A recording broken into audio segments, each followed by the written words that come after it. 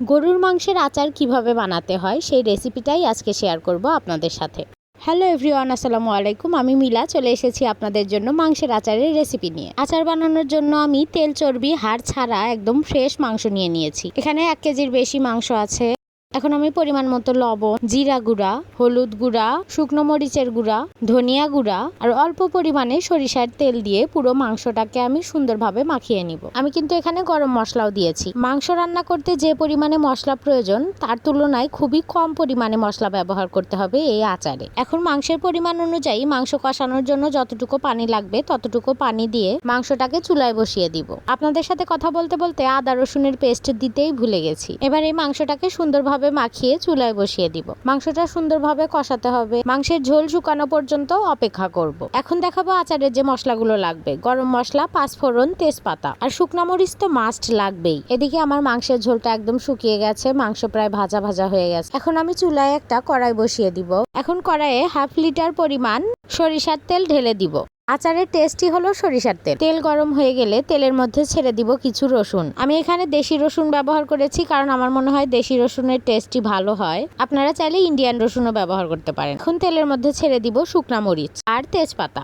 এবার অল্প আছে কিছু সময় ধরে শুকনা মরিচ, তেজপাতা আর রসুনকে ভালোভাবে ভেজে নিব। এর মধ্যে দিয়ে দিয়েছি পাঁচফোড়ন।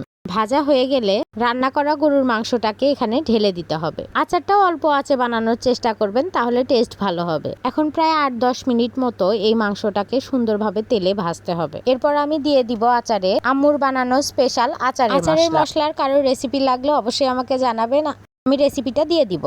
এরপর আচারে একটু টক টেস্ট আনার জন্য দিয়ে দিব তেঁতুলের কাঠ, মানে তেঁতুল গোলানো পানি। তেঁতুল আর লেবু কিন্তু অবশ্যই মাংসের আচারে দিতে হবে, তাছাড়া আচারে কোনো টক ফ্লেভার আসবে না। আর আচারে যদি কোনো টক ফ্লেভার না থাকে তাহলে তো সেটা আচারই না, কি বলেন? তেঁতুল আর লেবু দেওয়ার পরে আবারও মিনিট 10 মাংসের আচারটা জাল করতে হবে। জাল করার সময় অবশ্যই বারবার নাড়তে থাকবেন যেন মাংস বা মশলা পুড়ে না যায়। তেঁতুলের টককে ব্যালেন্স করার জন্য 2 চা চামচ পরিমাণে চিনি ব্যবহার করেছি আমি এখানে। এই তো আমার আচার প্রায় হয়ে এসেছে। আমি এখন একটু টেস্ট করে দেখব সবকিছু ঠিক আছে কিনা। একদম সবকিছু পারফেক্ট হয়েছে। এই আচারটা আপনারা চাইলে এমনিতেও খেতে পারবেন, খিচুড়ি, নান, রুটি বা পরোটার সাথেও মজা লাগবে।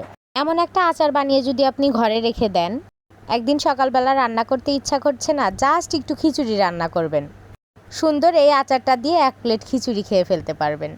পার্সোনালি আমার কাছে মাংসের আচার খুবই মজা লেগেছে। যারা এখনো মাংসের আচার বানান নাই আমি তাদেরকে বলবো অবশ্যই একবার হলেও মাংসের আচারটা আপনি বানাবেন, ট্রাই করবেন, খুবই মজা লাগবে। যাই হোক, অনেক বক করলাম। আমার ভিডিওটা যদি ভালো লেগে থাকে আপনাদের, ভিডিও শেষে অবশ্যই একটা লাইক কমেন্ট করে যাবেন। আর যারা আমার পেজটা এখনো ফলো করেন নাই অবশ্যই একটা ফলো দিয়ে যাবেন। আল্লাহ হাফেজ।